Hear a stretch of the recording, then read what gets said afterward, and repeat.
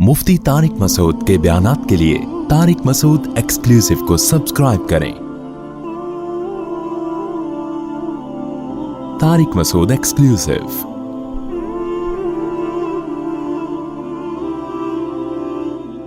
तो तौहीद इस्लाम के बुनियादी अहकाम में से एक हुक्म है। इंसानियत को इस्लाम ने दावत दी है कि इन पत्थरों के सामने मत झुको, इन मज़ारों के सामने मत झुको, ये तुम्हें जहन्नम का ईंधन बनाएंगे। अल्लाह कहेगा एक हिंदू बच्ची का फोन आया, बेचारी मुसलमान हो गई थी, उसने कहा कि मेरे अब्बा सुबह मिठाई रख के जाते हैं भगवान के सामने, शाम तक वो मिठाई वैसी की वैसी पड़ी रहती है, भगवान को इतनी तौफीक नहीं मिलती कि यूं मुंह नीचे करके उसको गौर से देख ही ले। भाई आप मेहमान के सामने कोई अच्छी चीज रखो, भूख नहीं भी होगी दोने वाले तो ले ही लेगा ना। अरे मेजबान को खुश करने के लिए दोने वाले तो ले ही लेगा कि यार इतनी मेहनत से इसने बनाए। लेकिन ये भगवान ऐसा है कि इतनी भी तौफीक नहीं कि यूं करके देख ले, जैसे देख रहा है वैसे के वैसे ही देख रहा है, फिर अब्बा शाम को आके उठा ले। इसका भी ये भी पंडित जी से सवाल पूछा गया था कि हम तो देखते हैं मिठाई रखो शाम को वैसी की वैसी, तो पंडित जी का जो इरशाद था, उन्होंने इरशाद फरमाया कि ये जो मिठाई से जो गैसेस निकलती हैं, गैसेस, इन गैसों से भगवान लुत्फ अंदोज होते हैं। इन गैसों से भगवान क्या होते हैं? बोलो, लुत्फ अंदोज। पहली बात तो ये है कि भगवान इतने नफीस क्यों हैं, इतनी पुरतकल्लुफ लाइफ उनकी है। भाई इतना नफीस मेहमान आए, मिठाई सूंघने से उसका शुगर लेवल बढ़ जाए, कहोगे भाई इतने नफीस लोग इस मुआशरे में चल नहीं सकते। दूसरी बात ये कि भगवान लुत्फ अंदोजी के लिए इस गैस का मोहताज क्यों है जो इसमें से निकल रही है? इसका मतलब वो भगवान नहीं है, वो तो मादी चीजों का मोहताज है। खैर मेरा मकसद अभी हिंदू मजहब को छेड़ना नहीं है, मेरा मकसद तो ये बताना है कि शुक्र अदा करो अल्लाह ने हमें क्या बनाया, तौहीद परस्त। हमारे पास उस खुदा के खुदा होने के दलाइल हैं जिस पे हम ईमान रखते हैं। एक एथियस ने एतराज किया था कि इस कायनात को किसी ने बनाया है, हम मानते हैं, लेकिन अल्लाह ने बनाया, इसकी क्या दलील है?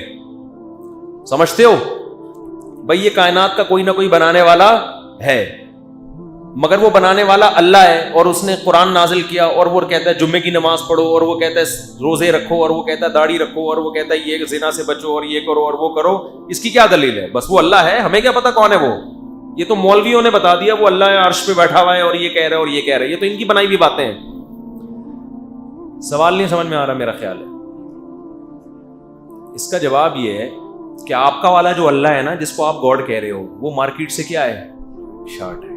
जो चीज मार्केट से शार्ट होती है उस पर ईमान नहीं लाया जाता। हम उस अल्लाह पे ईमान लाएंगे जिसका बंदों से लिंक है, जिसने मूसा को कलीमुल्लाह बनाया, ईसा को रूहुल्लाह बनाया, जिसने नूह को सफीउल्लाह बनाया, नजीउल्लाह बनाया, आदम को सफीउल्लाह बनाया, जिसने पैगंबर भेजे, जिसने तौरात नाजिल की, जिसने इंजील नाजिल की, जिसने कुरान नाजिल किया, जिसने ज़बूर नाजिल की, जो बताता है क्या सही है और क्या गलत है, जिसने हमें बताया कि मेरी इबादत ऐसे करोगे तो होगी वरना नहीं होगी, जिसने बताया कि ज़िना बुरी चीज़ है, जिसने बताया कि निकाह अच्छी चीज़ है, जिसने बताया कि माँ बाप का एहतराम करना है, जिसने बताया कि मर जाओगे तो बच्चों को विरासत में इतना हिस्सा मिलेगा, बीवी को इतना हिस्सा मिलेगा, माँ बाप को इतना हिस्सा मिलेगा, जिसने बताया कि निकाह में दाखिल कैसे होते हैं, निकाह ख़त्म कैसे होता है, जिसने बताया कि तिजारत में सूद हराम है, जुआ हराम है, गरर हराम है, जिसने बताया कि हलाल तिजारत क्या होती है, हराम तिजारत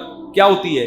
तो जो खुदा बंदों से जिसका राब्ता होगा हम उस पे ईमान लाएंगे, जिसका बंदों से कनेक्शन ही नहीं है। तो जब माज अल्लाह झूठा खुदा जब हमसे राब्ता कर रहा है तो सच्ची मुच्ची वाला आ क्यों नहीं रहा दरमियान में? नहीं आई बात, मेरा ख्याल है। अल्लाह ना करे बिफर्ज महाल हमारा जो अल्लाह है वो नहीं है, वो माज अल्लाह हमारा बनाया हुआ है। تو 1,22,00,000 لوگ تو اسی اللہ پہ ایمان لائے ہیں, اسی کی عبادت کر رہے ہیں. تو جو آپ کا والا اللہ ہے جو سچی مچی کا ہے وہ خاموش کیوں بیٹھا ہوا ہے اب تک؟ اگر وہ قیامت میں ہم سے پوچھے گا تم غلط اللہ پہ ایمان لائے, تو ہم کہیں گے آپ صحیح والے تھے, آپ بتا دیتے کہ وہ غلط ہے. کیا خیال ہے؟ نہیں آ رہی سمجھ میں؟ ہم آپ پہ ایمان لے آتے. ہم ایسے گونگے بہرے خدا پر ایمان نہیں لا سکتے جو دنیا میں سب کچھ ہوتا دیکھ رہا ہے مگر چپ کر کے بیٹھا ہوا ہے. ہم ایسے خدا پر ایمان لائیں گے جس نے موسیٰ کو کوہ طور پہ بلا کے اس سے کلام کیا, جس نے داؤد کو زمین میں سلطنت دی, جس نے سلیمان کو بادشاہت دی, جس نے محمد صلی اللہ علیہ وسلم کو آخری نبی بنایا, جو اپنے بندوں سے غافل نہیں ہے, آدم سے لے کے محمد صلی اللہ علیہ وسلم تک جس نے 1.25 پیغمبر بھیجے, جو آج بھی جاگتا ہے, الحی القیوم, جاگتا ہے, زندہ ہے اور ہر چیز کو تھامے ہوئے. امن یجیب المضطر اذا دعا, ہم اس خدا کو مانتے ہیں کہ جب ہم اپنے ہاتھ اٹھا کے اس کو پکارتے ہیں تو وہ ہماری پکار کا جواب دیتا ہے. وہ اور جو لبرل لوگ جس خدا کو مانتے ہیں وہ گونگا بہرا اندھا ہے, اس سے تو ہندوؤں کا یہ پتھر کے بنے ہوئے بت زیادہ اچھے ہیں, کم از کم نظر تو آ رہے ہیں. بہت مشکل ہے, بہت مشکل بات سمجھانا, بہت مشکل ہے. آج کل دنیا کا سب سے مشکل کام پتہ ہے کیا ہے؟ نہیں, بات سمجھانا نہیں ہے, بیوی کو قابو کرنا. پہلے بتا بھی چکا ہوں, پھر آپ بھول جاتے. بات سمجھانا اتنا مشکل کام نہیں ہے. ایک خاتون کا فون آیا, میں فون سنتا نہیں, اب تھوڑے تھوڑے سننا شروع کیا تو پھر وہی جھگڑے شروع ہو گئے. خاتون کا فون آیا, کسی کو نہیں پتا چلے گا کس کی بات ہو رہی ہے, ان کی ساس کو بھی نہیں پتا چلے گا. وہ کہتی ہے میں بہو ہوں, میں کچھ بھی پڑھ رہی ہوتی ہوں میری ساس سمجھتی ہے جادو کر رہی ہے. وہ بیچاری کو عادت ہے اللہ کا ذکر کرنے کی, اور ساس نے اپنے بیٹے کا دماغ ایسا خراب کر دیا ہے, جادو جادو جادو دماغ میں ڈال کے کہہ رہی ہے اب میں بالکل بتاؤں گا کیا پڑھ رہی تو وہ سمجھ جائیں گے یہ تو ہماری بہو پڑھ رہی تھی. یعنی کچھ بھی, سب بہو سب کو تو نہیں کہہ سکتے, جو بیان نہیں سن رہی ان کی بات کر رہا ہوں, جو ساسیں بیان نہیں سن رہی ان کی بات کر رہا ہوں.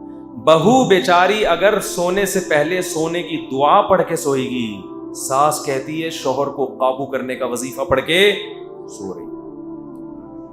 یہ ہو رہا ہے مارکیٹ, اور اس لائن پہ ساسوں کو لگایا روحانی ٹوپی ڈراموں نے. لمبی لمبی داڑیاں, لمبی داڑھی کا مطلب یہ تھوڑی ہوتا ہے کہ نیک آدمی ہے بھائی, برے لوگ بھی داڑیاں رکھ لیتے ہیں. ابھی کسی نے بتایا کہ مفتی صاحب نے تیسری شادی کی ہے, 3 کو طلاق دے کے چوتھی کی ہے, کوئی ہے وہ اپنی لے کے گھوم رہے ہیں, یہ دیکھو مفتی ہو کے. ابے تمہیں کس نے کہا کہ یہ مفتی ہے بھائی؟ کون سی کتاب میں لکھا ہوا ہے؟ خود ہی اپنے نام کے ساتھ مفتی بھی لگا لو, خود ہی اپنے نام کے ساتھ دامت برکاتم بھی لگا لو, پھر جو کرتے پھرو. بدنام کس کو کرو؟ مفتیوں کو. اور اگر بالفرض کسی عالم مفتی نے کچھ غلط کیا ہے تو اسلام کسی ایک فرد پہ موقوف نہیں ہے. غلط ہو سکتا ہے, ڈاکٹروں میں 1 نمبر بھی اور 2 نمبر بھی ہوتے ہیں کہ نہیں ہوتے؟ تو ہر فیلڈ میں 1 نمبر بھی ہوتے ہیں اور 2 نمبر بھی ہوتے ہیں. اس کا اسلام کا کیا قصور ہے اس میں؟ اور یہ کہنا کہ سارے مولوی ایسے ہوتے ہیں تو بہت بڑی جہالت ہے بھائی, یہ تو بہت بڑی جہالت ہے. کسی ایک کے عمل کو دیکھ کے کہنا سارے مولوی, سارے مدرسے, سارے طلبہ, تو جہالت کی بات ہے. تو خیر ساری ساسیں ایسی نہیں ہوتی.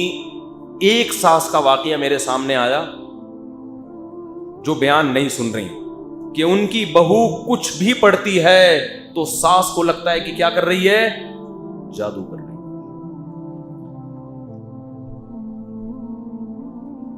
ایسی ساسوں کی خدمت میں گزارش ہے کہ یہ لفظ تھوڑا سا نامناسب ہے, لیکن کیا کروں, یہ خناس اپنی کھوپڑی سے نکال دو. یہ جادو ٹونوں کے اثر اکثر انہی پہ ہوتے ہیں جو ان چیزوں میں وہم میں مبتلا ہو جاتے ہیں. میں تو عاملوں سے کہتا ہوں جس نے جو جادو کرنا ہے, جو جن چڑیل بھوت بھیجنی ہے ہمارے گھر بھیج دیں, میرے پاس بھیج دیں. یہاں پہ بھیجا اب تک کسی نے ہے ہی نہیں. یہ سالے پٹھان ہوٹل سے 2 پراٹھے نہیں اٹھا کے لا سکتے. اتنا بڑا جن اٹھا کے کیسے لے جائیں گے؟ یہ اتنا بڑا جن کہاں سے لے کے جائیں گے؟ یہ انہی پہ اثر انداز ہوتے ہیں جو ان کی عقیدت اور محبت میں مبتلا ہو جاتے ہیں, انہی پہ ان کا زور چلتا ہے. ایک عامل کو میں نے کہا لیا بھائی میرے سامنے بھی ذرا جن چڑیل بھوت بھیج. اس نے پتہ ہے کسی کو کیا کیا؟ مفتی نے حصار کھینچا ہوا ہے اپنے گرد، جنات سے بچنے کا حصار کھینچا ہوا ہے. میں نے جو جو چیزیں کھینچی ہوئی ہیں سب کو پتا ہے. میں تو سب کے سامنے ہوں. یعنی میرے تو حالات ایسے ہیں کسی سے کوئی ڈھکے چھپے نہیں. ادھر نکل کے گھر جائیں گے، گھر بھی ہمارا اللہ برکت دے، اور اس میں کوئی میرا خفیہ کمرہ بھی نہیں ہے گھر میں. ادھر سے گئے، کس وقت حصار کھینچا، حصار ہوتا کیا ہے، یہ کھینچتے کیسے ہیں، ہمیں تو یہ بھی نہیں پتا. مجھے تو لوگ کہتے ہیں آپ خانقاہ کھولیں، آپ بیٹھ کے لوگوں کو ذکر کرائیں. میں کہتا ہوں مجھے کون بٹھائے گا اس میں؟ پہلے پیر و مرشد کا خود بیٹھنا بولو ضروری ہے. ہم نے تو ایسے ایسے پنگے لیے ہوئے ہیں کہ ہمارے لیے بیٹھنا ممکن ہے ہی نہیں. وہ پنگے شادیوں والے ہیں. سکون سے بیٹھنا ہمارے لیے ممکن ہے ہی نہیں. ادھر سے نکلے کوئی نہ کوئی بچہ پرچی لے کے آیا ہوا ہوگا، 6 انڈے لکھا ہوا ہوگا اس کو. ایسا آدمی سکون سے بیٹھ سکتا ہے؟ اس کے سر میں درد ہے، اس کی ٹانگ میں درد ہے، اس کے کھوپڑی میں کچھ ہو گیا، آج اس کے پھوڑے نکلے ہوئے ٹھیک ہی نہیں ہو رہے. ہمارے نانا اللہ مغفرت فرمائے، ان سے کوئی پوچھتا تھا کہ وہ بھی امام تھے مسجد کے، مولوی صاحب گھر میں خیریت ہے؟ وہ کہتے تھے خیریت کم بختوں کے ہاں ہوتی ہے، جن کے آگے پیچھے کوئی ہو ہی نہیں. جیسے انگریز ہوتے ہیں نا، ایک آدمی ایک گرل فرینڈ ختم. میں تھائی لینڈ میں تھا، بڑے بڑے بنگلے دیکھے، میں نے کہا یار یہاں تو بڑی بڑی فیملی ہے. انہوں نے کہا کوئی بڑی بڑی فیملی نہیں ہے، ایک بڈھا ایک بڈھی، تو ان کے تو خیریت ہی ہوگی. جس کے گھر ہوتا ہے، بچے ہوتے ہیں، بھتیجے ہوتے ہیں، پوتے ہوتے ہیں، نواسے ہوتے ہیں، داماد ہوتے ہیں، بہویں ہوتی ہیں، اس کے یہاں خیریت نہیں ہوتی. اور یہ خوش قسمتی کی بات ہے، خاندان ہے. ایسی خیریت ہمیں نہیں چاہیے جو گوروں والی، کو بندہ ہی نہیں ہے، خیریت ہی خیریت ہے. غریب آدمی کی خیریت ہی ہوتی ہے. کیا خیال ہے؟ جیب میں پیسے ہی نہیں ہے، لٹنے کا خوف ہی نہیں ہے، جیب میں باہر نکال کے خیریت کے ساتھ سفر کر رہا ہوتا ہے. کیا خیال؟ ایسا ہی ہے نا، چڈی بنیان میں بھی گھوم لے کوئی پوچھنے والا، کیونکہ پرسنالٹی نہیں ہے، کوئی بے عزتی کا خوف نہیں ہے. دھوتی بنیان میں بھی گھومے گا، عزت بعض لوگوں کی بات عزت نہیں ہے تو بے عزتی کا ڈر بھی نہیں ہے. خیریت ہی خیریت ہے یا نہیں ہے؟ کہتے ہیں نا، ایک آدمی کسی علاقے میں گیا، واپس آیا، کہنے لگا اللہ کا شکر ہے میری عزت نہیں ہے. انہوں نے کہا کیوں اس میں شکر کی؟ کہہ رہے ورنہ آج بے عزتی ہو جاتی. ٹھیک ٹھاک، کیونکہ بے عزتی اسی کی ہوتی ہے جس کی عزت.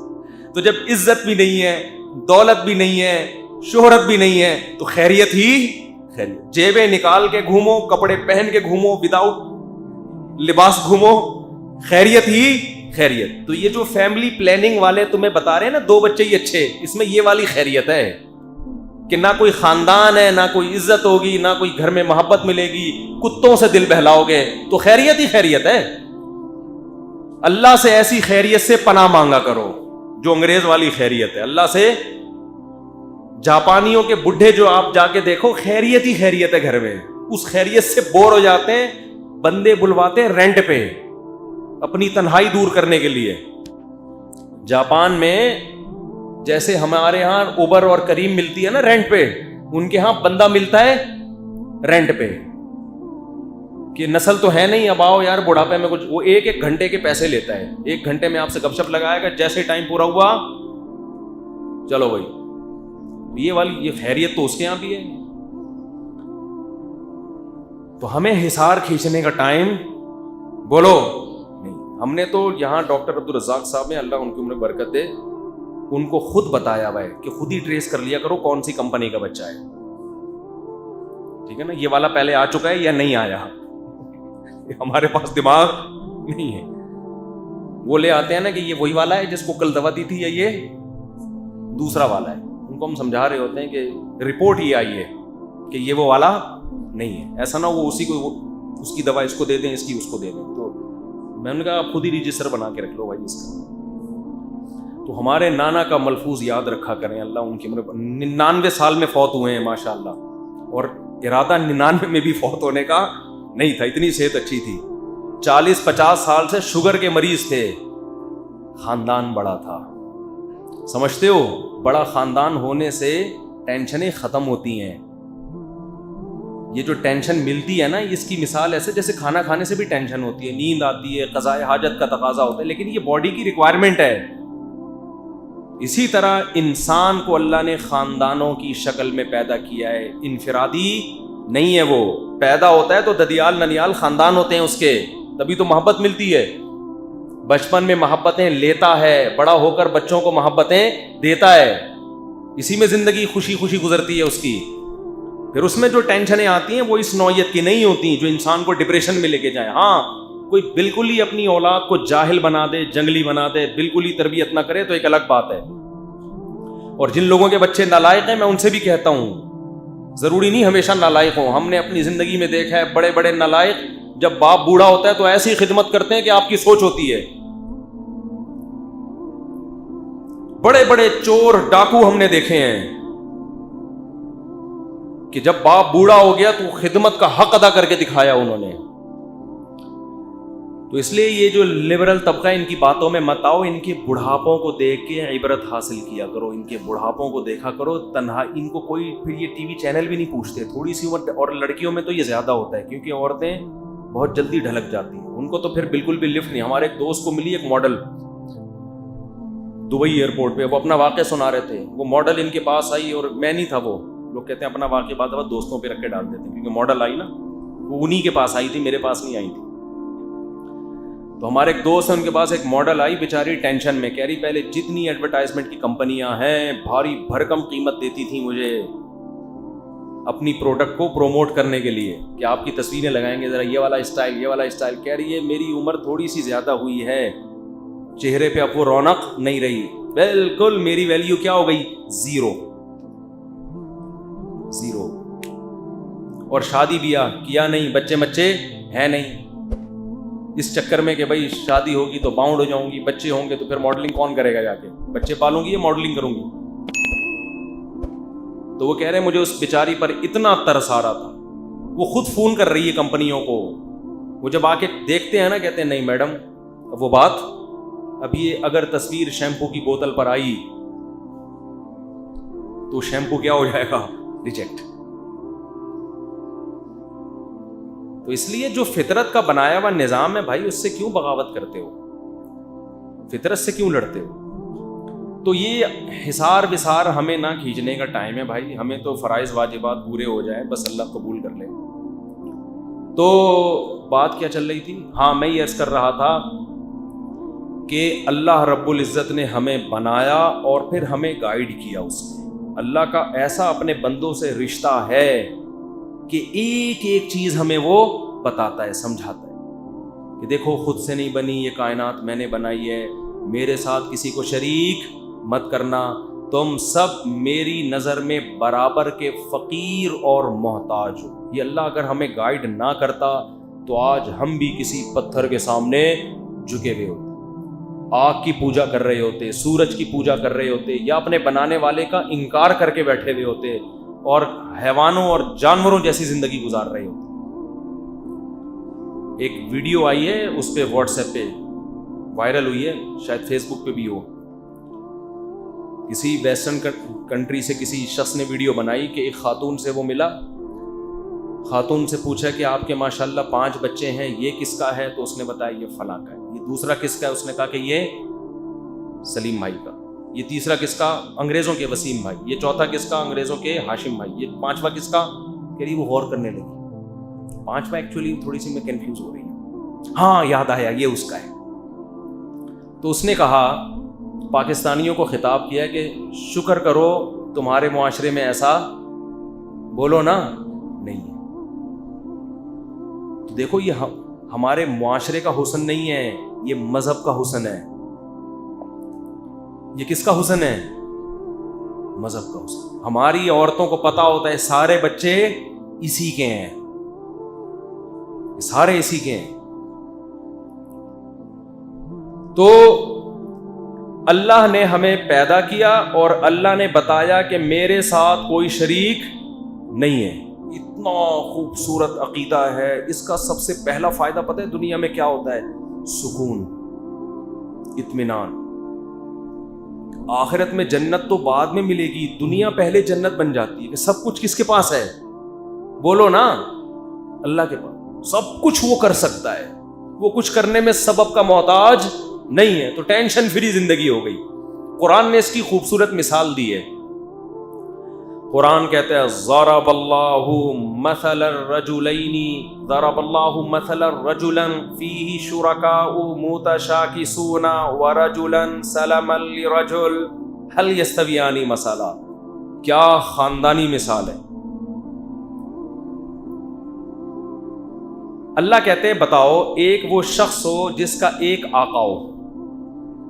غلام کا آقا کتنے ہیں؟ ایک آدمی کا غلام ہے.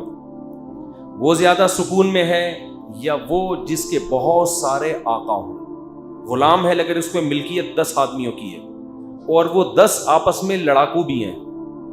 ایک کہہ رہا ہے یہ کرو, دوسرا کہہ رہا ہے یہ نہیں کرنا بلکہ بولو یہ کرو, تیسرا کہہ رہا ہے نہیں یہ نہیں کرنا بلکہ. دیکھو ابا بھی ایک ہوتا ہے, اماں بھی ایک ہوتی ہے. جو سچی مچی کی اماں ہیں وہ کتنی ہوتی ہیں؟ ایک ہوتی ہے. تو آدمی کو پتا ہے ماں کی جتنی بھی محبت ہے میں نے اس ایک کو دینی ہے, بس سکون میں ہوگا نا. اگر 2 مائیں ہوتی ہیں, دونوں سچی مچی کی ہوتی ہیں, اور دونوں کا آپس میں اختلاف بھی ہوتا, تو ماں کے حقوق ادا کرنا آسان تھا یا مشکل تھا؟ بہت مشکل ہو جاتا. ابا کتنے ہوتے ہیں؟ بولو ایک. تو انسان کو پتا ہے یار میری باپ والی تمام محبتیں کس کے لیے ہیں؟ بس اس کے لیے. 2 ہوتے, وہ کچھ کہہ رہے ہیں وہ کچھ کہہ رہے ہیں, ٹینشن میں آتا ہے انسان.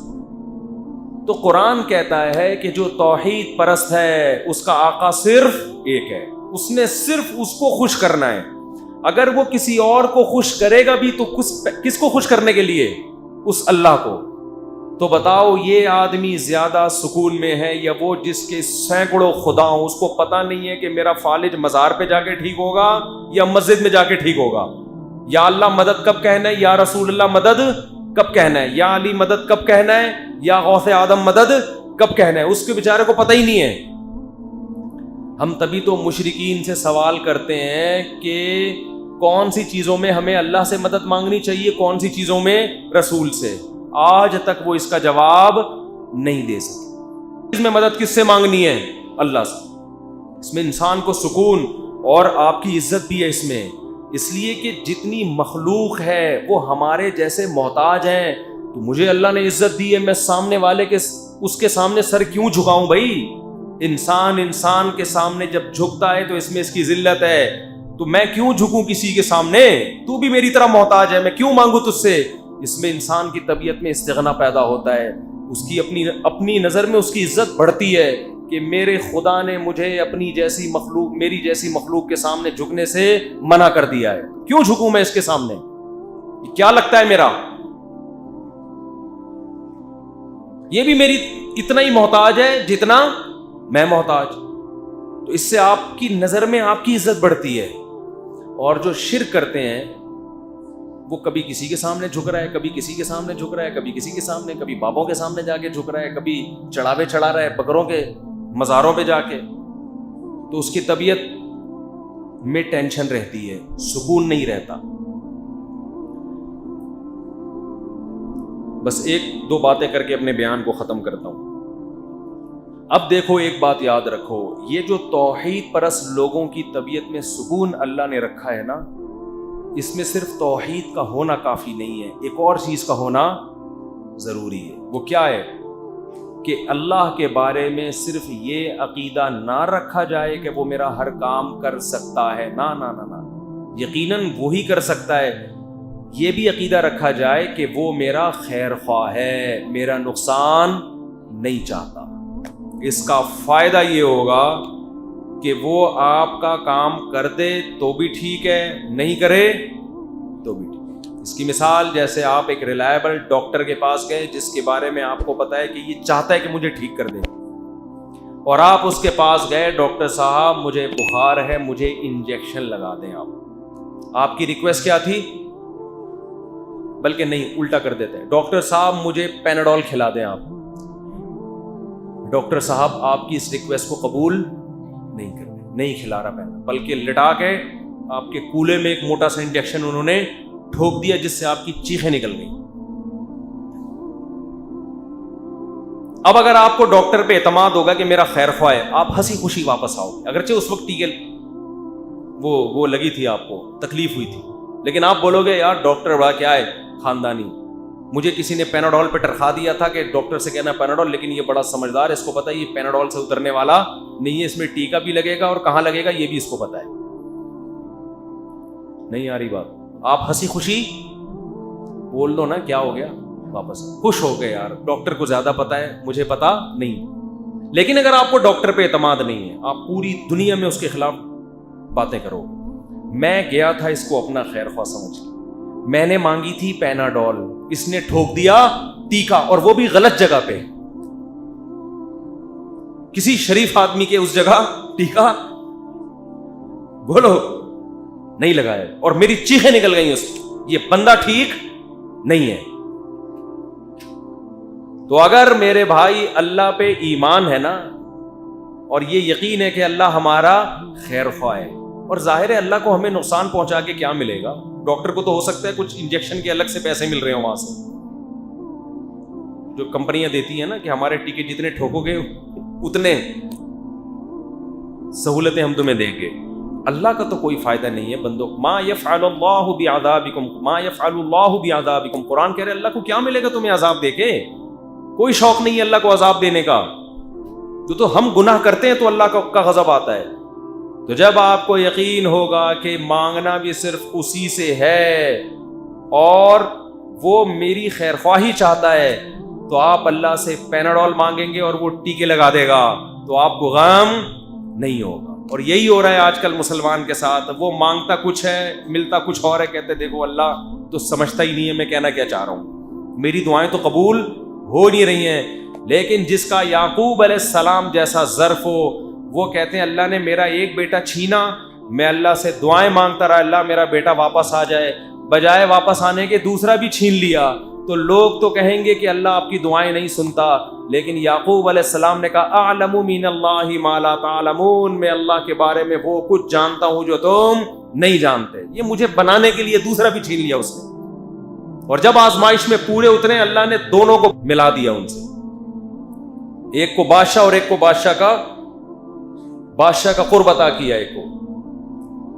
تو یہ چیز آج مارکیٹ میں کیا چل رہی ہے، ہم اللہ کو اپنے حساب سے چلانا چاہ رہے ہیں، جبکہ وہ اللہ ہے، وہ ہمارے حساب سے نہیں چلے گا، وہ اپنے حساب سے چلے گا. تو ہمارا کام ہے صرف کسی کو پکارنا. اگر اللہ نہ کرے کسی کو آدھا فالج ہو گیا تو ایسے بزرگ کے پاس مزار پہ مت جاؤ جس کے دونوں دھڑ کام نہیں کر رہے. وہ بیچارے آپ جیسے محتاج ہیں، سارے محتاج ہیں، کسی بزرگ کے پاس کوئی مشکل کشائی، کوئی حاجت روائی نہیں ہے، کوئی کسی کا کچھ نہیں کر سکتا. یہ سارے اختیارات کس کے پاس ہیں؟ اللہ کے پاس. تو ہر مشکل میں کس کو پکارنا ہے؟ اللہ کو. اور اللہ کو یہ نہ پکارنا اتنا جرم لگتا ہے کہ اللہ کہتے ہیں جو مجھے نہیں پکارتے ان کو آگ میں داخل کروں گا، کیونکہ وہ دنیا کا ہر کام کر رہے ہیں کامیابی کے لیے، مجھے نہیں پکار رہے. اس کا مطلب ان کا یہ عقیدہ ہے کہ میں ان کا کام نہیں کر سکتا. ایک حکومت کے کسی آفیسر کے پاس ایک بہت اتھارٹی ہو، اختیارات ہوں، اور آپ اس کے پاس جا نہیں رہے تو اس کو غصہ آئے گا نا کہ یار مجھے تو یہ سمجھتا ہے کہ میں کچھ کر ہی نہیں سکتا. آپ کا باپ کروڑ پتی ہے اور آپ ادھار مانگ رہے ہیں وسیم بھائی سے، باپ کو غصہ آئے گا نا؟ کیا خیال ہے بھائی؟ ابے تیرا باپ اتنا کروڑ پتی ہے، تو ذلیل کر رہا ہے مجھے، لے جا کے محلے میں اس سے مانگ رہا ہے اس سے مانگ رہا ہے. تو اللہ کہتے ہیں تمہارا خدا جس کے پاس اتنے بڑے بڑے خزانے ہیں اس سے تم کمبخت مانگ نہیں رہے، اور باقی سارے اسباب تم اختیار کر رہے ہو. اس کا مطلب تم مجھے مختار کل نہیں سمجھتے. تو اللہ مانگنے سے خوش ہوتا ہے. مانگو، دعائیں قبول نہ ہو تو بھی سمجھ لو کہ قبول ہو رہی ہیں. اس میں نہیں لگے رہو کہ ہو رہی ہیں، کہ وہ ہو رہی ہیں قبول. کیسے ہو رہی ہیں اللہ ہی جانتا ہے. اللہ سے دعا ہے کہ اللہ ہمیں اپنی ذات پر کامل ایمان عطا فرمائے اور ہمیں دعائیں مانگنے والا بنا دے. سبحانک اللہم بحمدک نشہد ان لا الہ الا انت نستغفرک ونتوب الیک.